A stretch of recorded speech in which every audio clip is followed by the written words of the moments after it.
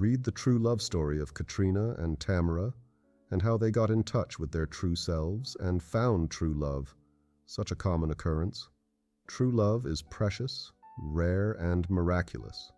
As Katrina also said, true love really will chip away at anything that needs to go: misconceptions, opposition from family, loneliness, everything. All one needs to do is open one's heart, as well as mind. Katrina: I'm from California. Although I did have gay friends around me, boy-girl relationships were what we were mostly exposed to, so that's the club I thought I belonged to. Like most people, I took that for granted, and it didn't even occur to me to question it. Looking back, though, I see that even then, I actually kept having crushes on girls. I was drawn to them in ways that couldn't be considered purely friendly. Being best friends just didn't feel like it was quite enough. I never really understood or analyzed it, and it remained a vague question mark that was never acknowledged. This might sound strange, but this is actually something that is pretty common. I basically grew up not being aware of the fact that I was a lesbian. Tamara: I grew up in a suburb of Georgia. The Baptist church was very much a part of our lives as a family, and I used to go to Bible school as a kid. I was always quite athletic and used to play basketball. Even back then, I remember feeling things towards girls and even had some encounters with them, which my mom thought was inappropriate. She actively discouraged that kind of behavior. There were things about me that were slightly different than other girls, too. My clothes or cars were perhaps more masculine, but these things were so subtle that I barely paid any attention to them. Growing up and going to college, I dated nothing but men. It was a pretty conservative environment I was in. Katrina: things were a little different and more liberal in California. The culture was more accommodating of gay relationships. My mom had been raised with Southern values, as her parents were from the South, but they had a pretty liberal mindset. My mother is black, and she had dated my father, who is white. This was already going against tradition, so the concept of non-traditional relationships was neither alien nor too shocking for my family. Still, I grew up dating guys. This is not something I talk about much, but I had a man in my life for many years. He was, first and foremost, my best friend. He was a good man with great family values and great looks to top it off. When I look back now, I don't think we should have been anything more than best friends. But I couldn't see that then, and we just kept going where the road took us, which was, as it turned out, all the way. First, we got engaged. The engagement was full of challenges, so it was quite surprising that we both actually made it to the altar, but somehow we did.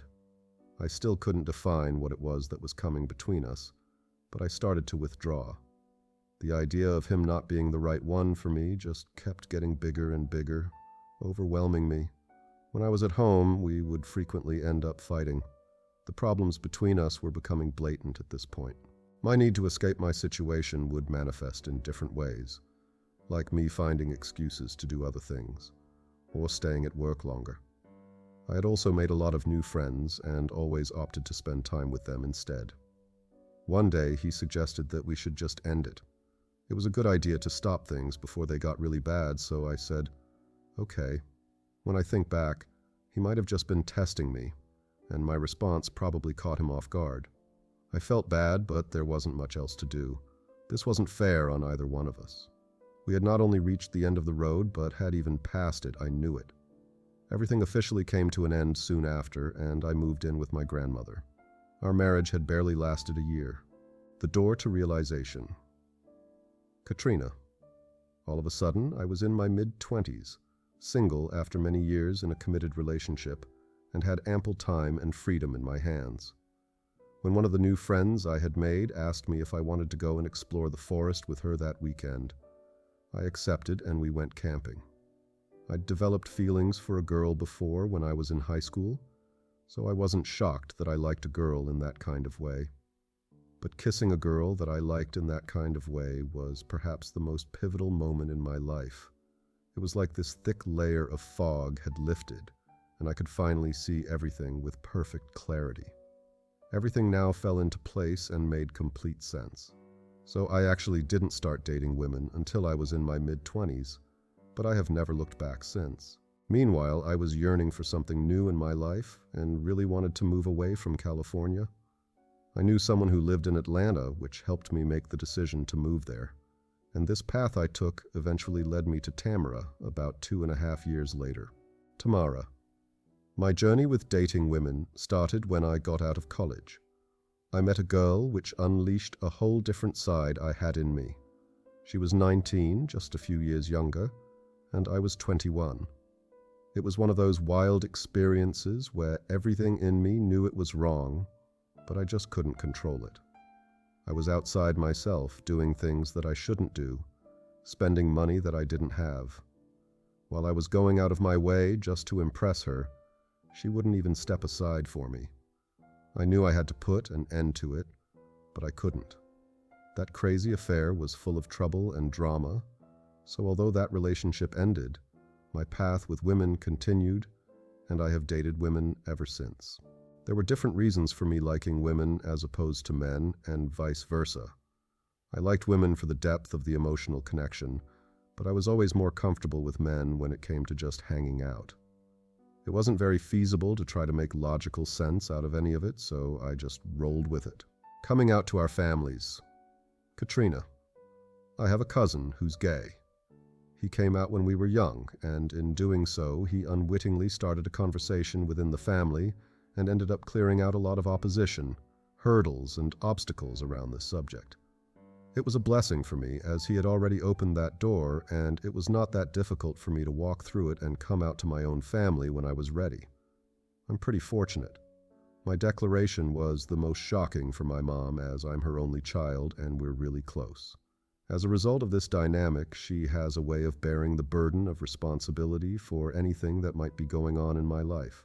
She's also a Baptist and holds her religion very close to her heart. Thankfully, her mind is just as open as her heart, and she genuinely tried really hard to understand everything. We had many conversations and discussed it from every angle. At the end, she said, "You are an intelligent, mature, responsible adult. I'm just watching over you as mothers do," but I knew her heart wasn't in it. But then she met Tamara. She saw what a wonderful, loving woman Tamara is, and this changed everything. Now she just loves Tamara so much that everything else is irrelevant. Tamara. Family is very important, especially if you love them. You just don't want to cause anyone pain. My switching between dating men and women after I came out had a lot to do with my family. I told my parents that I thought I was gay when I was 21. They didn't take it well at all, and we didn't talk for quite a while. It was a terrible experience for all of us. Really awful. My mother is one of my best friends, so to have her completely ripped out of my life within a matter of seconds was truly devastating. I wanted to have my mother back, and it was for that reason that I went back to dating men. As long as I was dating a guy, she would remain in my life. We could be friends, and everything would be happy again. That went on for many years, where I wasn't sure what I was. I was dating men on and off, but it just didn't feel right. It was a struggle trying to live like this. I kept thinking, I shouldn't be able to not tell Mom my feelings about women and talk to her about whether I am gay or not. I opened up to her again, and this led to one of our biggest confrontations to date. In the blow-up, she ended up telling me that if I was gay, we shouldn't be living under the same roof, and that I should move out from our home. That hit me really badly and hurt my feelings a lot. I loved my mother dearly, and it was a horrendous situation to be in. There was this one guy that I had dated in high school. We had broken up because it felt like something was missing between us. Fast forward in time, he slowly resurfaced, ended up back in my life, and we started dating again. He was trying harder. Things were going better. Years had enhanced him further, and he was still a very nice, very good-looking man, as he had always been. I figured if there was any one man that I would ever marry, it would be him. We ended up getting engaged. My fiancé and I were living together. The issues I had with my family were now moot. The conflicts had fully subsided, and everyone was happy. Everyone except me. Every single day I was becoming more and more miserable. This was not how I normally handled life. I had always been open with everything, yet I now kept making excuses to hang out with my friends, do other things, do anything else except to come home to him. When it was time to send out the wedding invitations, I didn't send them out on time because I simply didn't want to get married. Well, finally the invitations were sent. It was 2013 and I was going to be getting married in 30 days. My whole being knew that it was the wrong thing to do. My whole being also knew the right thing to do. I pulled myself together and took the bull by the horns. I sat my whole family in front of me, my mom, dad, brother, as well as my fiancé, and I told them that I was calling the wedding off because I was gay. The only thing I really wished I would have done differently was to tell my fiancé in private first, before I told my family. But other than that, I wouldn't take a single thing back. It was a very significant experience, and the turning point of my life. I have lived as a gay woman ever since. What followed was a pretty rough phase for us as a family. My mother had to suffer through the embarrassment of telling her friends that I wasn't getting married, which was quite hard for her. It added an extra strain on our relationship, which had rapidly disintegrated once again because I was gay. Those were terrible days for all of us.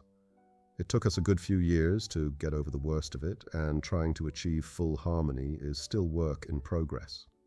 That was what was going on at home, but at work there was a little blessing that would make everything worth the fight. Katrina. How we met and fell in love. Tamara. I had met Katrina shortly before all this happened. We were colleagues working in the same store. Initially, I was still engaged, so it was just a conversation here and there. This didn't mean that she didn't move me even then, because she did. I was very aware of the fact that I liked Katrina from the very beginning.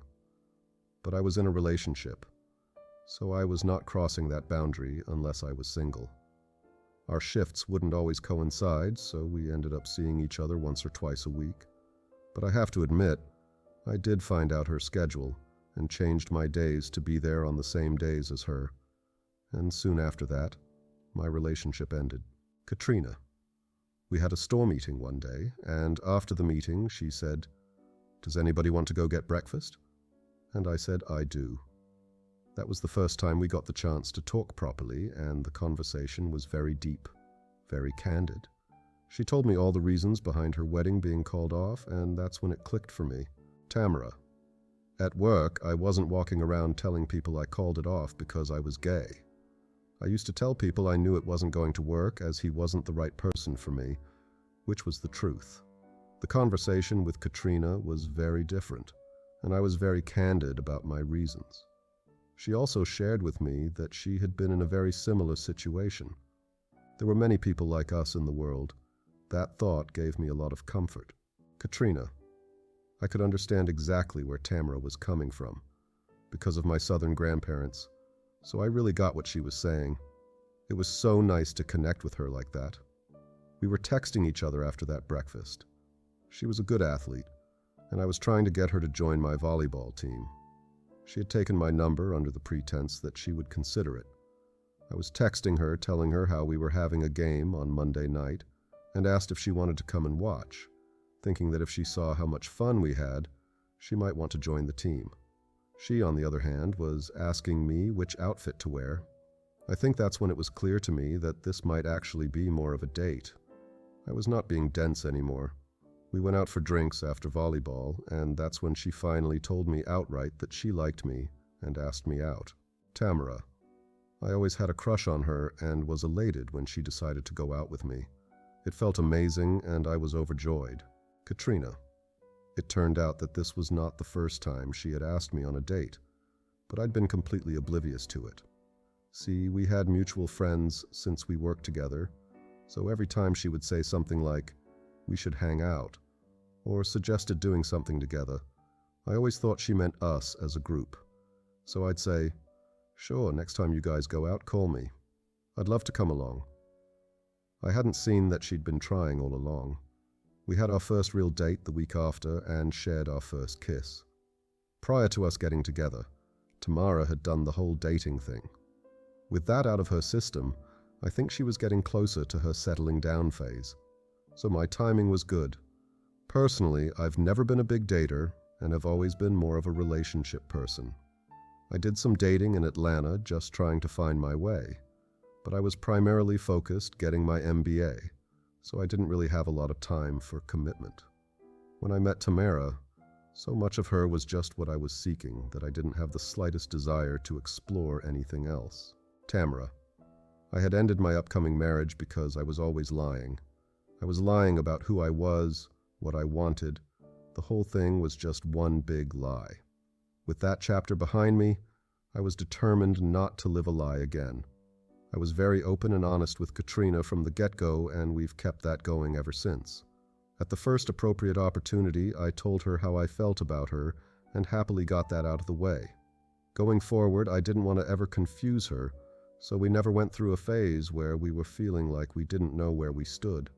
There was no insecurity, and neither us ever wondered what was going on with the other. We were very forthcoming, vocal, and upfront about everything we felt. We quickly slipped into a happy, committed relationship that just flowed. Shortly after, we started talking about the what-ifs. What if this works out? What if we get married? What if we get pregnant? In full contrast to the chapter I had left behind me, I was just being as transparent as possible. She moved in about 6 months later. Katrina. We started talking about moving in together around 3 months into it. 6 months later, we said, let's just do it. How to stop a fight, argue naked, and empathize. Katrina. I had been reading a book called Attached, which explains what our attitudes are in a relationship. It breaks down personality types to categories such as anxious, secure, or avoidant. Sometimes two people get attracted to each other, but it doesn't necessarily mean they're meant for each other. The book says that if you're prone to being anxious in a relationship, you tend to date people who are avoidant, who basically avoid serious relationships.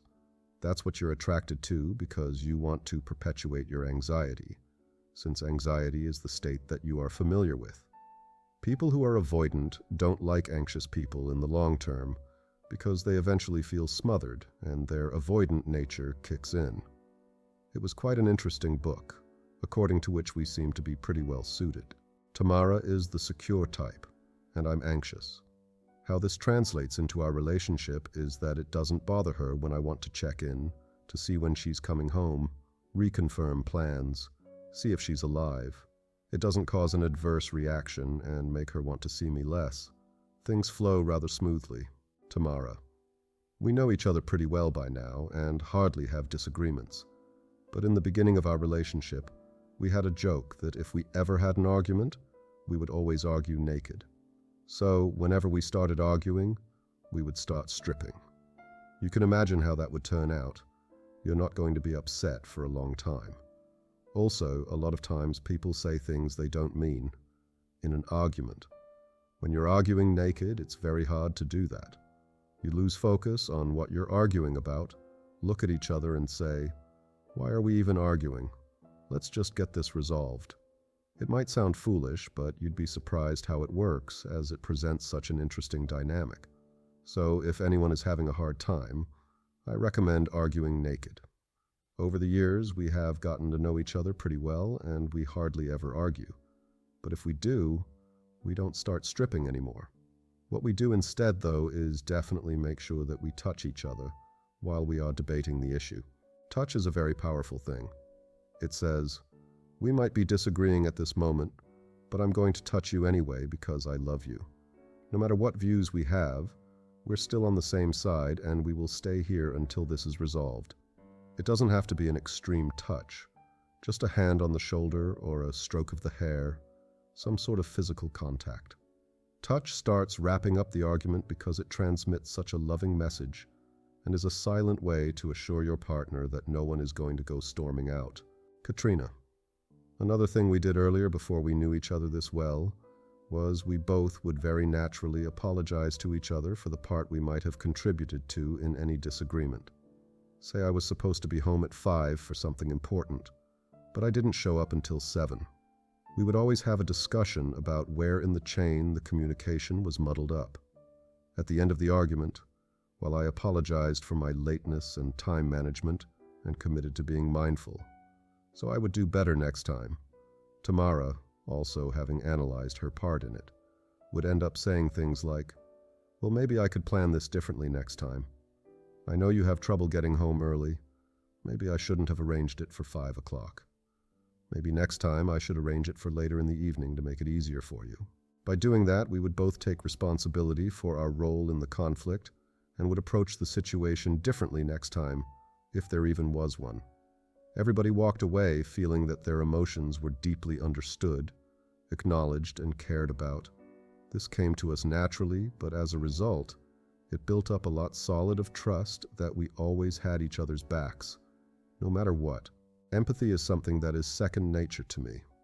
Anyone who knows me will tell you that in all my relationships, I'm the one that ends up being the most empathetic person because I can see through the other person's eyes so easily. Unfortunately, the flip side of that is that I'm the one whose feelings always get hurt because people are not able to read me and empathize to the same degree of sensitivity. That all changed when I met Tamara. Tamara is the most thoughtful person that I have ever met. I don't think I have ever met anyone who can slip outside of her own mind, slide into the other person's psyche, and see their point of view as skillfully as she can. That was always my job. I was always the one to say, "Have you considered this perspective? Perhaps this is what they were feeling." Tamara will surprise me by shedding perspectives about something that even I wasn't able to see. This natural tendency for her to sense other people's emotions also allows her to avoid doing things that might hurt my feelings. Tamara, she can be a little sensitive. How she proposed Tamara. I would say that we knew we were going to get married pretty much by our second date. Our approach was, unless something crazy happens, we're going to go all the way with this. Shortly after she moved in, we started talking about it a little more seriously and started looking at rings. We are both girls. As a woman, a proposal is the moment that you've always dreamed of all your life. Of course, not every woman feels this way, but we definitely did. It is a very special moment that happens only once, and we both wanted to be proposed to. Instead of saying you get to be the girl and I get to be this other person, we decided that we would share it and do a double proposal. The proposals were to happen when each of us felt that the moment was right. In this way, we both got to be girls. We both got our special moment. We went and got the rings early on, then waited for the moment in which we felt ready. However, things unfolded rather quickly after that. Katrina. Suddenly, it was almost a race to see who was going to do it first. I think she secretly wanted to be the one to do it first, although she tried to trick me and say things like, "Who knows when I'll do it?" She ended up beating me to it, and it was all my fault. Tamara. We were going to take a trip. It was to a beautiful place near the water. I had my surprise all planned out and was going to propose to her there. Then this little one says, "Wouldn't it be great if you proposed to me on that trip?" Instantly ruining my surprise. Katrina. Usually when something's ruined, you have to push it back and make a new plan. Instead, she decided to pull it forward and do it before the trip. That's how she ended up beating me by 2 days. We worked really close to where we lived in Atlanta, and we would walk each other home frequently through the picturesque parks and over a bridge. My proposal was to take place during one of our walks. As we were casually strolling back home, she would suddenly see a balloon. A few steps down, she would see flowers, then candles. Slowly, she would start to realize that there is a pattern in place. The whole way back to the apartment would be sprinkled with beautiful surprises. When we got to the threshold of our home, I would proceed with the proposal. That was the plan. I'd been putting it all together for about 3 weeks and had many secret collaborators assisting me. My plan got dangerously close to getting destroyed because she wanted to drive that day. I can't remember what crazy excuse I came up with to make sure that the car wasn't available, but I'm sure it was a stupid one. Nevertheless, it had worked. With any potential disasters cleverly averted, my proposal was ready to be made in 2 days. But before I had the chance to surprise her with it, she went ahead and proposed to me first during our walk home from work, on that bridge, with the skyline of Atlanta watching. Not only did she unknowingly steal my time frame, she also stole my idea. I was so focused on my own proposal that hers was completely unexpected and came as a huge surprise. Makes me laugh when I think about how I just didn't put two and two together. We were walking home. As we got closer to the bridge, I saw that there was this boom box on it. Close by, there was someone taking photos of the bridge and the skyline. This was vaguely registering in the back of my head as person with camera having leisurely evening taking photos of skyline as music plays on his boombox. We're getting closer, and the next thing I know, Tamara walks over to the boombox and starts changing the music. I say, "Hey, you're going to upset that guy." And she says, "I don't want to hear this song." I'm just watching, really puzzled. Next thing I know, our song, All of Me by John Legend, is playing and she's trying to dance with me on the bridge. Then she spins out, ends up on one knee and proposes to me. I was just standing there shocked. I pull myself together. I say yes. When the guy with the camera came closer, I saw that it was her best friend. I hadn't realized that it was him. It was all a big setup, and my best friend was there too, taking photos from across the street. It was pretty amazing to share our special moment with both of our best friends. That was a beautiful touch, one that I stole and added to my proposal too. My proposal also went ahead as planned 2 days later. Tamara is a huge Superman fan, and we have a 3-foot Superman action figure in our house who is a part of our relationship. When Tamara walked in through the door, Superman was holding the ring.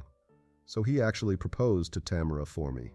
Tamara's best friend was hiding in the corner of the house, taking photos the whole time. I say, yes, our wedding and reception. Katrina. We got engaged in Atlanta and started our wedding planning there. I finished my MBA and got offered a job in San Jose, California. Tamara took a leap of faith and we moved to California together. It was in California that we officially got married. In terms of the wedding reception, we wanted to get married on New Year's Eve somewhere nice and warm. There are only so many places where that's possible in the winter, so we chose Florida, its proximity to Atlanta being a big plus. Getting married in a church was an option, as some churches allow this, but we are both Baptists and they are not too accommodating of same-sex marriages. Using a non-denominational church that we didn't have a relationship with didn't appeal to us. So the whole thing just seemed arbitrary at that point. We ended up having a lovely little wedding ceremony at the W Hotel in Fort Lauderdale, and our reception on the Sundream yacht, which was docked outside of the Doubletree. Tamara. We both got proposed to.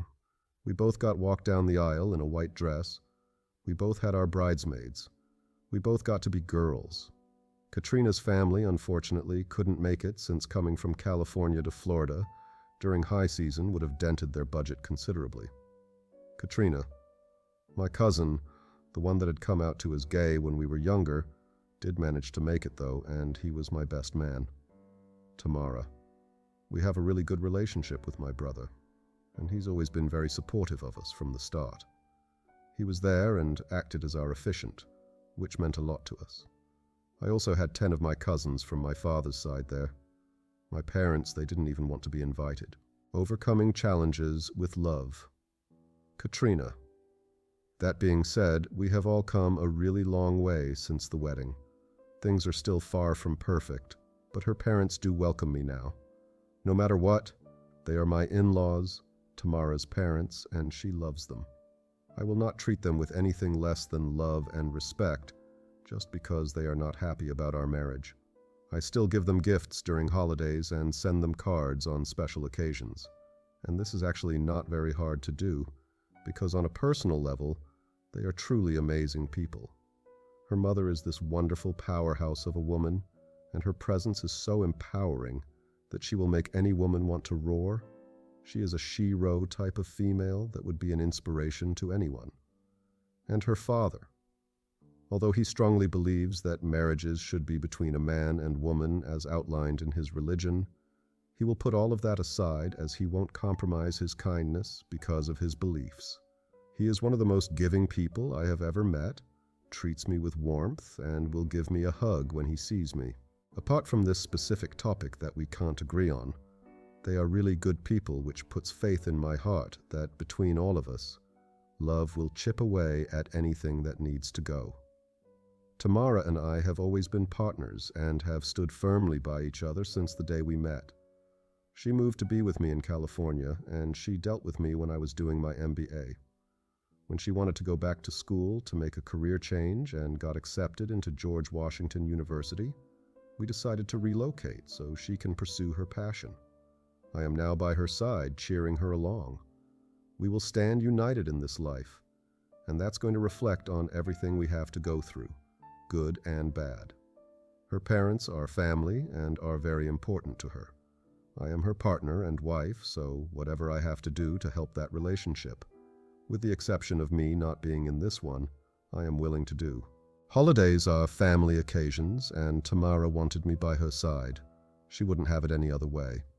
Her brother and I really love each other, and most of our family occasions take place at his house, where I am always welcome. The more time we spent in each other's company, the more her parents got to know me. I think it became clear that I wasn't this bad person doing bad things to their daughter. Their feeling is they do like me as a person. They just wish I wasn't married to their daughter, and that things were different in general. It's nothing personal. Not really. All things considered, they have been very kind to me. We're all growing one step at a time. I think we are a good example for people who don't have the strength to come out. Some of my friends struggle with coming out to their parents or living their truth because they're afraid of losing that relationship. But I always point to Tamara and say that her parents are still adamantly opposed to gay marriage, but it does not mean that they cannot find a way to give love and receive love. I think it's more important to live your life in honesty than to live lying to yourself and lying to your loved ones, even if they don't agree with your lifestyle to the degree that it will cause serious conflict. It's terrible to not be able to tell your family the truth about something so huge. Tamara. When it comes to my parents, it's always a heartbreaking topic. I love my parents. They do love me too. Neither of us want to lose each other. But I'm in this relationship, and that is not going to change. Compromise has to happen somewhere. I do have to give them credit, though. We've been together for almost 4 years and married for over a year. And I have to say that we are where we are now because of my parents' understanding. Things are getting better. Katrina, parents love their children. If they truly believe that their values are right and that you are on an erroneous path, they are going to try to show you that and persuade you in every way that they can. Parents influence their kids and try to steer them towards the right path. It's what they're meant to do. At some point, if kids do things differently than their parents wish they would, then the struggle will begin. But at the end of the day, especially when all parties still love each other, something's got to give. One big happy family and happily ever after Tamara. There will be additions to our family as we are hoping to start the process and get pregnant next year. Again, we are both girls and both want to have the female experience of pregnancy. I want us to be pregnant at the same time. Katrina, I don't.